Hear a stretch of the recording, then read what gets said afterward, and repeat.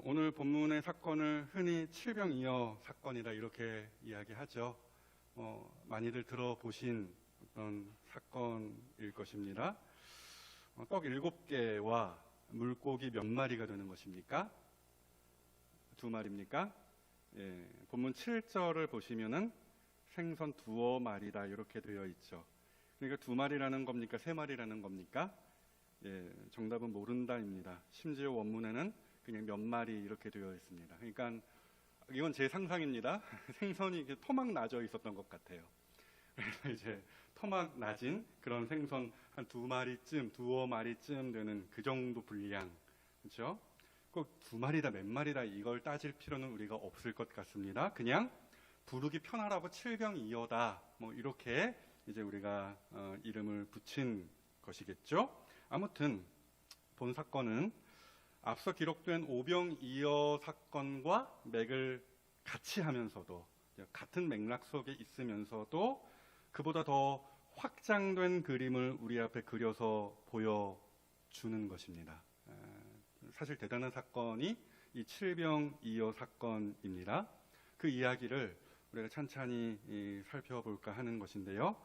자, 우선 오늘 본문이 우리에게 가르치는 것이 무엇입니까? 예수님이 어떤 분이신가에 대한 이야기를 우리에게 하는 것이죠. 예수님은 우리의 모든 것을 책임지시는 분이심을 본문이 우리에게 가르칩니다. 자, 본문의 시작점을 보시면은 그 무렵이라고 했습니다. 그러니까 어느 정도 지금까지 살펴본 바로 앞에 있는 어떤 사건들과 거의 연결되어 있는 사건임을 그렇게 우리가 알 수 있는 대목이 되는 것이죠. 그러니까 예수님 일행은 여전히 갈릴리 동편에 있는 이방인의 땅에 머무르고 계신 걸로 보여지는 것입니다.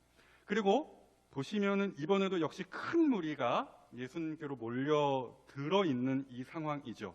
그리고 그 다음 1절을 다시 한번 보시겠습니다. 그 무렵에 또 큰 무리가 있어 먹을 것이 없는지라 이렇게 되어 있습니다. 자, 이 문구는 다시 한번 2절에서도 반복이 되죠. 2절 끄트머리를 보시면은 먹을 것이 없도다. 우리 주님이 친히 그렇게 말씀을 하시는 장면까지 있습니다. 먹을 것이 없는 이 상황을 마가복음이 우리에게 보여주는 것이죠. 자, 오병이어 사건을 떠올려 보시면은 예전에 제가 설교한 적이 있는데요. 어찌되었건 그때 오병이어 사건 때에는 마을이 주변에 좀 있었던 것 같아요. 그래서 가서 사 먹게 할 수 있었던 상황이 오병이어 사건이었어요. 그런데 이번에는 그런 것도 없는 상황이 되는 것입니다. 그냥 아예 생판 광야가 되는 것이죠. 흔한 요즘 말로 편의점도 없고 음식점도 없고 아예 누구를 도와줄 먹을 것을 만들어줄 사람도 없는 허허 벌판에 이 큰 무리가 보시면 4,000명 되었다 이렇게 되어 있는데 어찌되었건 큰 무리가 그 광야 가운데에 몰려 있었던 것입니다. 게다가 또 보시면은 예수님과 함께 한 지 시간이 벌써 사흘이 지났다 이렇게 되어 있습니다.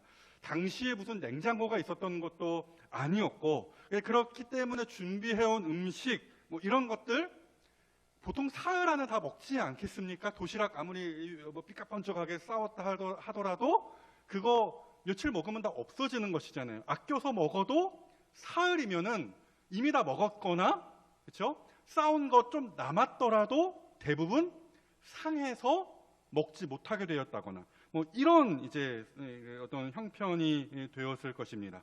그러니까 먹을 것도 없고 먹을 것을 구할 곳도 없는 상황을 본문이 우리에게 비추어 주는 것이에요. 그리고 우리 주님이 이 무리의 형편을 외면하지 않으셨다는 것을 본문은 동시에 이야기를 해주더라 이 말씀입니다.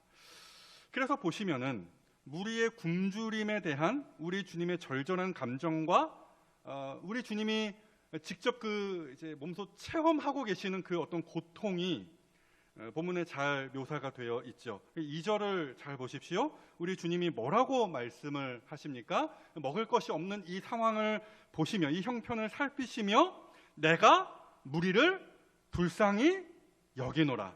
내가 무리를 불쌍히 여기노라. 누가 뭐라고 한마디 하지도 않았어요. 그렇죠? 근데 우리 주님이 다 아시고서 내가 불쌍히 여긴다, 이 말씀을 친히 먼저 하시는 것이죠. 3절도 보십시오. 어떤 말이 반복적으로 표현되어 있는지를 살펴보십시오. 3절, 만일 내가 그들을 굶겨 집으로 보내면 길에서 기진하리라. 여러분, 우리 주님이 지금 무슨 말씀을 하고 계시는 것입니까?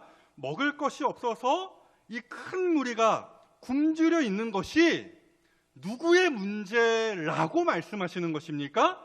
그러니까 무리의 문제가 아니라, 저들의 문제가 아니라 이 문제는 나의 문제다, 이렇게 말씀을 하고 계시는 거예요. 그러니까 내가 무리를 불쌍히 여기노라. 내가 그들을 굶겨서 집으로 보내면 그들이 다 집에 가다가 쓰러질 것이다. 이거 어찌해?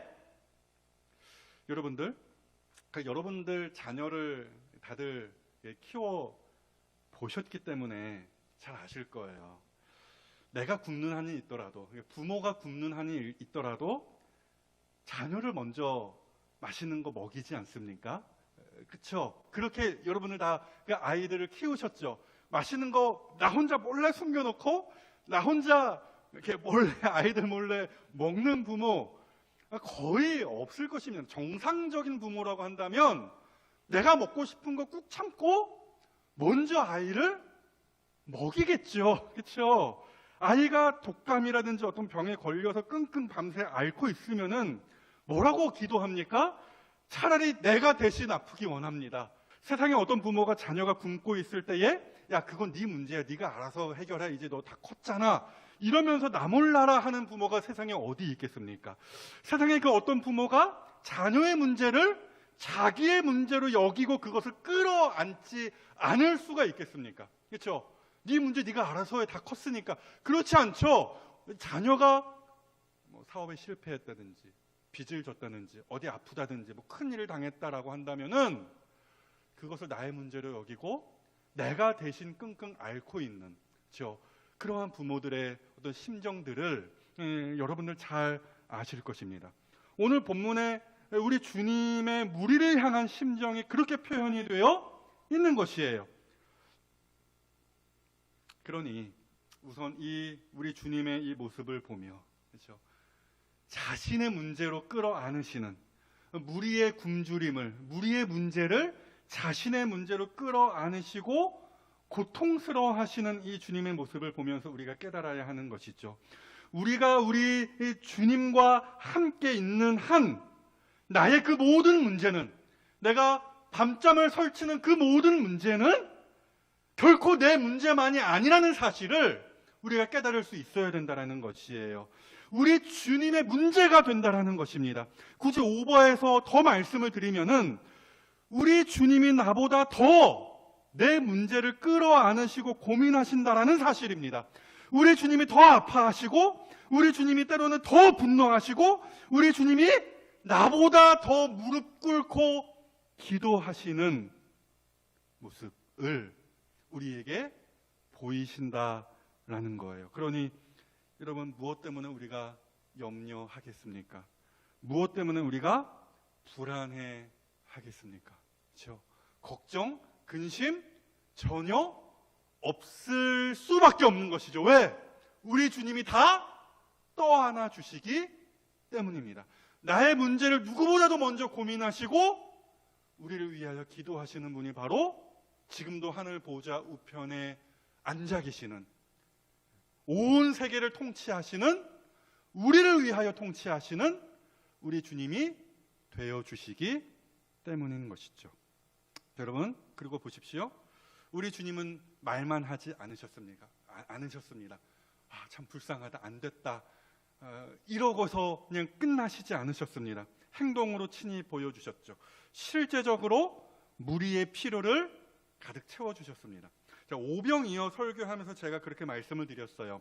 마치 광야에 있던 이스라엘 백성들에게 하나님께서 그 권능으로 여러 가지 말씀으로 영의 양식을 그 백성들에게 주셨고, 또 동시에 만나 여러 가지 것들로 육의 양식까지 공급하여 주셨던 것처럼 우리 주님이 그 크신 능력으로 백성들을, 이 무리를 먹이시더라는 것이죠. 어떻게 먹이셨습니까? 떡을 7조각의 떡을 가지사 축사하시고, 6절 보시면 그 어떤 우리 주님의 어떤 행동이, 우리 주님이 취하신 그 행동이 굉장히 자세하게 나와 있어요. 축사하시고 축복하시고 떼어서 그 떡을 찢어서 제자들에게 주셨다, 나누어 주게 하셨다, 이렇게 되어 있습니다. 물고기도 그렇게 하셨다, 이렇게 되어 있죠. 먹이셨습니다. 배 터지게 먹이셨다라는 말씀입니다. 사랑하는 여러분, 우리 주님이 어떤 분이십니까? 어떤 분으로 오늘 본문에도 묘사가 되어 있습니까? 부모의 심정으로 우리의 형편을 바라봐 주시는 분으로 오늘 본문에 우리 주님이 드러나 있습니다. 또한 광야에서 굶주린 그의 자녀들을, 그의 백성들을 혹은 무리를 먹이시고 돌보시는 하나님의 아들로서 계시되어 있는 것이죠. 뿐만이 아닙니다. 오늘 본문의 사건은 더 큰 그림을 우리에게 그려서 보여주고 있습니다. 자, 지금 이곳 갈릴리 동편 광야에 모여있는 사람들이 어떤 사람들이겠습니까? 자, 이미 이방인의 땅이다, 대가볼리 지역이다, 그렇게 말씀을 드렸고요. 물론 그 사이에, 그 무리들 사이에 유대인들이 간간히 끼어 있었을 수도 있겠지만 거의 없었을 거예요. 유대인들은 아마 그 이방인의 땅에 있었던 그 무리들, 예수님 주변에 모였던 이 무리들은 대부분이 이방인들이었을 것이다, 우리가 추측해 볼 수 있겠습니다. 심지어 3절 보시면 이런 말씀도 있죠. 그 중에는 멀리서 온 사람들도 있었다, 이런 말씀까지 있습니다. 멀리서 온 사람들, 어떤 사람들인지는 정확하게 우리가 알 수 없겠습니다만은 어쩌면 두로에서, 어쩌면 시돈에서 예수님이 그간 이방 땅을 쭉 거쳐서 지금 이곳 대가볼리까지 오셨다라는 것인데, 갈릴리 동편의 자리를 잠시 잡고 있었다라는 것인데, 그렇게 예수님이 가시던 그 동선을 따라서 예수님을 따라왔던 그 멀리서 온 이방인들, 그 사람들까지 포함된 그 수천 명의 사람들이 지금 주님 곁에 있었던 것이고, 결국 그 사람들이 우리 주님으로부터 양식을 공급받았다라는 사실을 오늘 본문이 우리에게 이야기해 주는 것이에요. 즉, 우리 주님이 이방인들을 배불리 먹이신 사건으로서 이 칠병이어의 사건을 우리가 이해할 수 있겠다라는 말씀입니다. 여러분, 제가 무슨 말씀을 드리는 것이냐면, 우리 주님이 오병이어를 가지고 먼저 유대인의 땅에서 유대인들을 먹이신 거예요. 그렇죠? 바로 앞에서 우리가 살펴봤던 말씀이었습니다. 그리고 이번에는 차례가 바뀌었죠. 그렇죠? 급식의 대상이 바뀐 것입니다. 이방인들의 차례가 되었다라는 것입니다. 자, 마가복음의 3번째 단락에서 우리 주님은 이방인들을 외면하지 않으셨다라는 말씀을 제가 줄곧 드리고 있는 것입니다. 그렇죠? 우리 주님은 본격적으로 이방인의 땅을 지금 휘젓고 다니시기를 시작하셨다라는 거예요. 그 가운데에서 우리 주님이 이방 여인이었던 수로보니게 여인에게 하신 말씀이 분명히 이렇게 되어 있었습니다. 마가복음 7장 27절 말씀인데요. 예수께서 이르시되 자녀로 먼저 배불리 먹게 할지니 자녀의 떡을 취하여 개들에게 던짐이 마땅치 아니하니라. 굉장히 알쏭달쏭하고 어려운, 불편해 보이는 이 말씀을 우리 주님이 수로보니게 여인에게 하신 것인데요, 제가 이 말씀을 어떻게 해석해 드렸습니까? 우리 주님의 은총이 유대인들에게 먼저이고 그 다음 차례가 이방인이 된다는 것으로 말씀을 드렸죠. 이방인, 유대인 차별한다. 이방인은 자녀라고 여기시고 유대인은 자녀라고 여기시고 이방인은 개라고 취급하셨다. 그런 말씀으로 우리가 받는 것이 아니라 순서의 차이가 있는 것입니다. 유대인들이 먼저고, 우리 주님의 은총이 유대인들에게 먼저고, 그 다음 차례가 이방인이 된다는 거예요. 그래서 이것을 실제로 우리 주님이 보여주시는 것입니다. 마치 복음이 예루살렘과 온 유대와 사마리아와 땅끝까지 이르는 것처럼, 그렇게 향하여 밖으로 퍼져나가는 것과 같이 우리 주님의 은총이 이처럼 차례차례 베풀어지는 순차적인 그림을 마가복음이 보여주는 것이에요. 수로보니게 여인은 주님, 땅에 떨어지는 그 부스러기 같은 은혜라도 좋습니다. 그것이라도 나에게 주시옵소서 그렇게 간청하였지만 결과적으로 아니었다라는 것입니다. 그것이 이 칠병이어 사건에서 여실히 드러나는 것이죠. 우리 주님은 유대인과 이방인을 결코 차별하지 않으시고 이방인들에게도 똑같이 풍성한 은혜를 베푸셨다라는 거예요. 마치 오병이어의 기적으로 그 유대인들을 유대 땅에서 풍성히 먹이셨던 것처럼, 배불리 먹이셨던 것처럼 오늘 이 칠병이어의 기적에서 마찬가지로 그렇죠? 차별이 아니라 순서입니다. 그렇죠? 이 이방인들을 배불리 먹이시는 풍성한 은혜를 우리 주님이 베푸신 것이죠. 그리고 이 사건은 자연스럽게 우리 주님이 베푸신, 우리 주님으로 말미암은 구원의 은혜로 직결이 되는 것입니다. 여러분, 우리 주님이 왜 오셨습니까? 왜 이 땅에 강림하셨습니까? 구원하시기 위하여 오셨죠. 누구를 구원하시기 위하여 오셨습니까?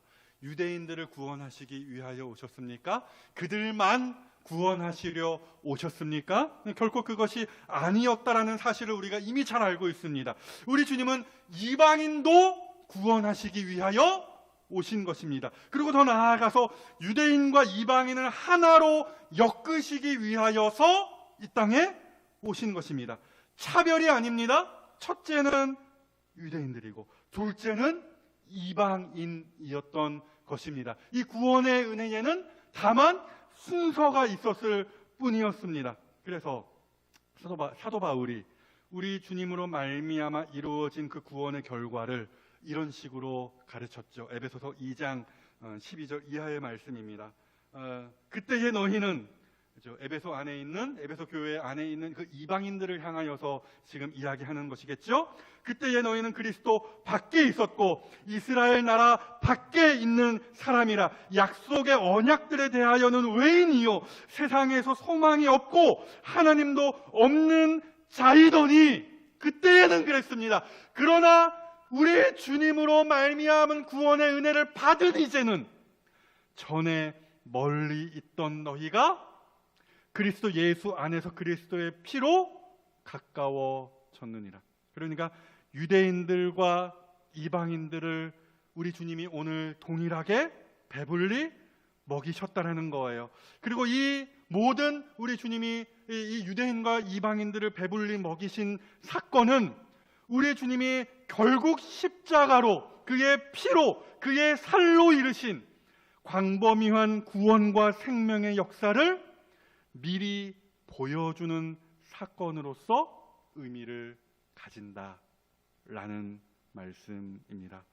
그래서 실제로 우리 주님께서 십자가에 달리시기 전날 밤, 우리를 위한 그 큰 구원의 역사를 이루시기 전날 밤 제자들과 만찬을 나누시면서 어떻게 그 만찬을 제자들에게 나누어 주셨습니까?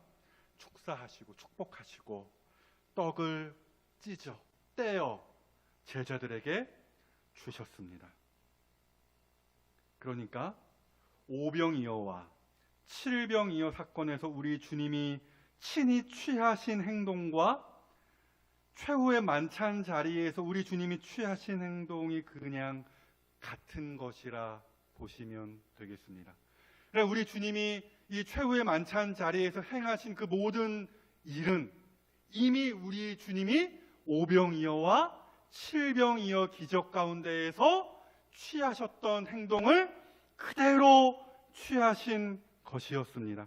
그리고 그 다음 날 우리 예수님께서 십자가에 달리시어 실제로 살을 찢으시고 떡을 떼어 무리에게 또 제자들에게 나누어 주신 것과 같이 십자가에서 자기의 살을 찢으시고 피를 흘리셨죠.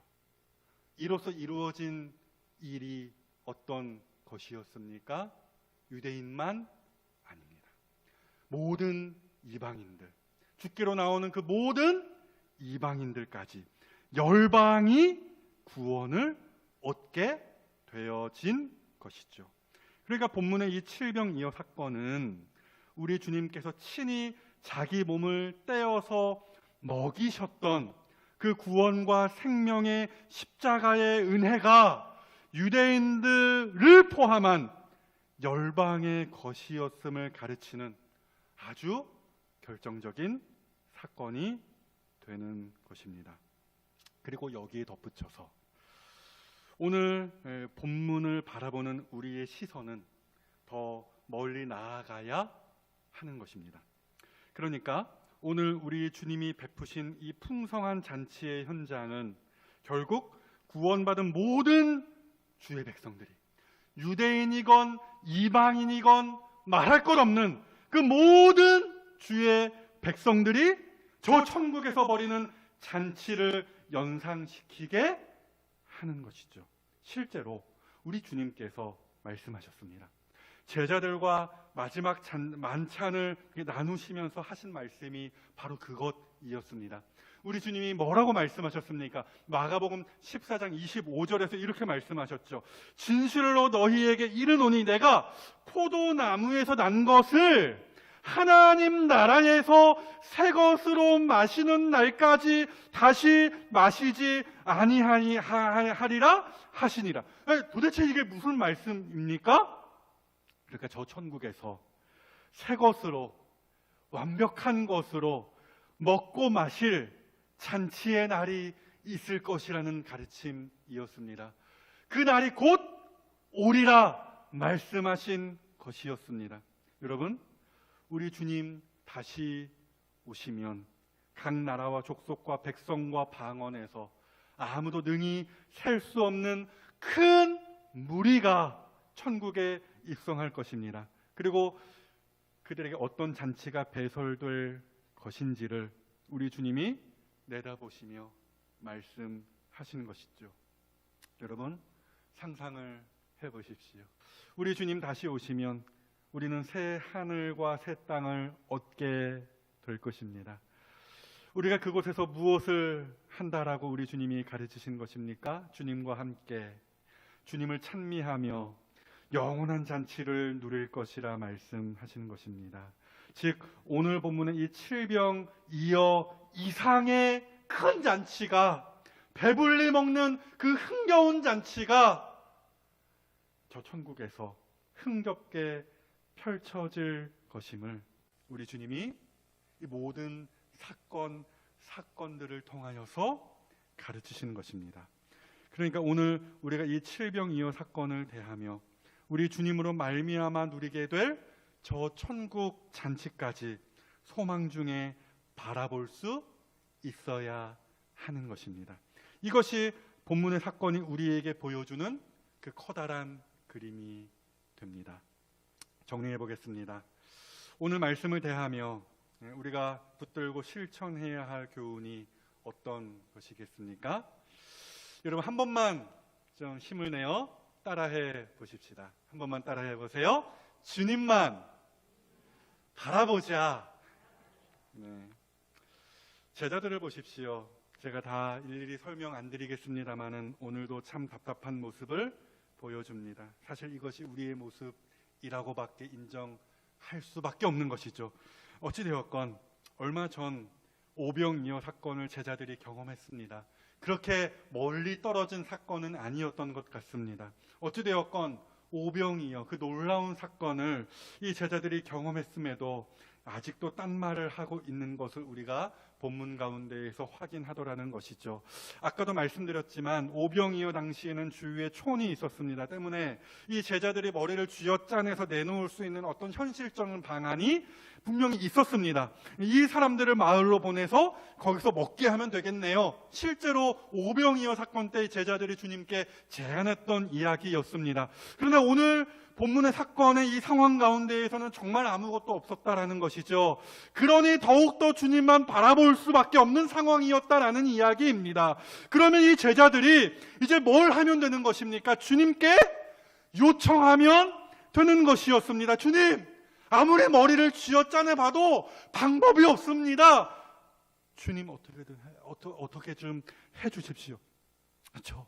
분명 어떤 사람의 힘으로 어찌할 수 없는 상황이었기에 제자들은 오히려 더욱더 주님만 바라보고 주님께 간청하면 되는 것이었습니다. 그렇지 않아도 우리 주님의 마음이 어떤 마음이었습니까? 누가 옆에서 말하지도 않았어요. 그런데도 우리 주님이 먼저 말씀하시잖아요. 내가 이 무리를 불쌍히 여기노라. 우리 주님은 이미 타들어가는 마음이었습니다. 그렇죠? 그러하기에 우리 주님의 제자들이 주님, 어떻게 해야 되겠습니까? 어떻게 하면 이 무리들을 먹일 수 있겠습니까? 간청하면 우리 주님 필시 간이고 쓸개고 다 빼주셨을 것입니다. 그럼에도 4절 다시 보십시오. 제자들이 대답하되 이 광야 어디서 떡을 얻어 이 사람들로 배부르게 할 수 있으리까? 방법이 없습니다 라고 이야기하는데 방법이 왜 없습니까? 누가 함께 하고 계십니까? 주님이 계시잖아요. 뭐든 하실 수 있고 무엇이든 해 주시려고 하시는 사랑과 능력이 풍성하신 우리 주님이 바로 코앞에 계시는데 무슨 걱정을 하는 것입니까? 사랑과 능력이 풍성하신 우리 주님, 괜히 멋지게 기도할 때 기도 앞에다 갖다 붙이는 말이 아닌 거예요. 이것이 무엇입니까? 우리의 신앙의 현실적인 고백이 되는 것이죠. 우리 주님 어떤 분이십니까? 우리의 연약함을 체휼하실 정도로 사랑이 풍성하신 주님이십니다.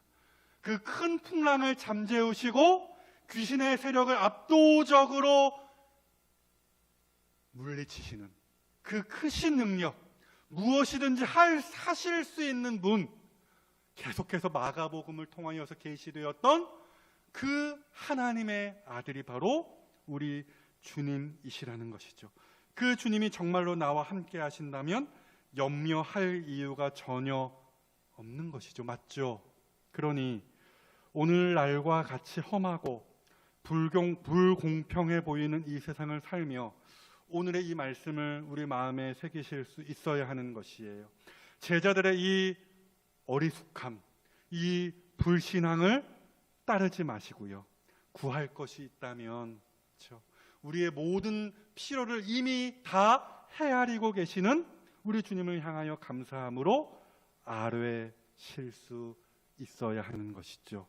우리의 모든 필요를 우리 주님이 채워주실 줄로 믿음으로 우리가 오늘도 엎드려 간청할 수 있어야 하는 것입니다. 혹시 이 땅에서 다소 부족하더라도, 다소 굶주리게 되더라도, 여러분, 결국 이 칠병이어의 사건이 우리에게 보여주는 바, 저 천국에 가면 그 잔치자리에서 우리는 필시 배불리 먹을 수 있을 것입니다. 그러므로 천국 잔치의 때를 소망 중에 바라보시며 오늘을 인내하시는 이 자리의 모든 성도들이 되시기를 주님의 이름으로 축복합니다.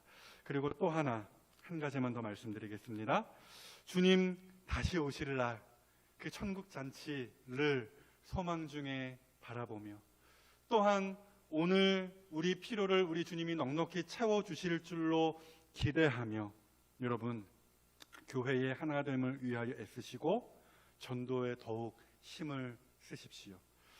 여러분, 이러한 삶이 오늘 우리 주님이 하신 일을 정확하게 이해하고 천국을 소망하는 자의 삶의 내용이 되는 것입니다. 여러분, 우리 주님이 누구를 위하여 자기 몸을 찢으셨습니까? 이 자리에 있는 우리 모두를 위하여 우리 주님이 그리하셨죠. 우리 주님이 동일하게 베푸신 은혜에는 순서가 있을 뿐이고 차별은 없습니다. 그러한 우리 주님의 사랑과 은혜를 이해한다면 여러분 서로를 존귀히 여기시고 서로 사랑하시는 것이 마땅한 것이죠. 여러분 우리 주님께서 잡히시던 그날 밤 떡을 떼어 자기 몸이 내일 당장 이렇게 찢기실 것을 예표하셨던 우리 주님께서 그렇게 만찬을 나누실 때에 제자들에게 간곡하게 부탁하신 그 한 말씀이 무엇이었는지 혹시 아십니까? 요한복음 14장, 13장, 15절에 나와 있죠. 너희가 서로 사랑하면 이로써 모든 사람이 너희가 내 제자인 줄 알리라. 거듭 말씀하십니다. 새 계명을 주노니 서로 사랑하라 하셨습니다. 그러므로 저는 소망합니다. 더 이상 우리 가정 안에서 또 이 믿음의 공동체 안에서 누가 차별을 받네 마네, 누가 누구를 미워하네 아니네, 누가 누구와 싸웠네 아니네 하는 소리를 더 이상 듣지 않기를 바랍니다.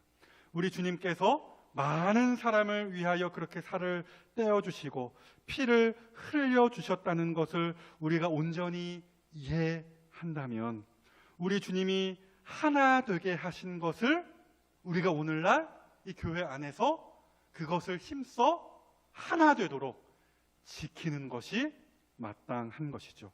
뿐만이 아닙니다. 전도해야 됩니다. 전도를 하되 우리 주님의 심정으로 그 일을 감당함이 또한 마땅합니다.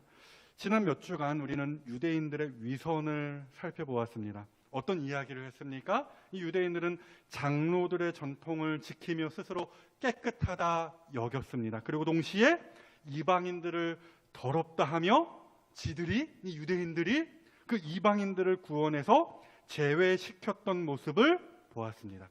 이것은 우리가 취해야 할 태도가 절대 아닌 것이죠. 여러분 우리는 주님의 심정을 가질 수 있어야 되는 것입니다. 우리 주님처럼 이웃의 문제를 내 문제로 여길 수 있어야 하는 것이에요.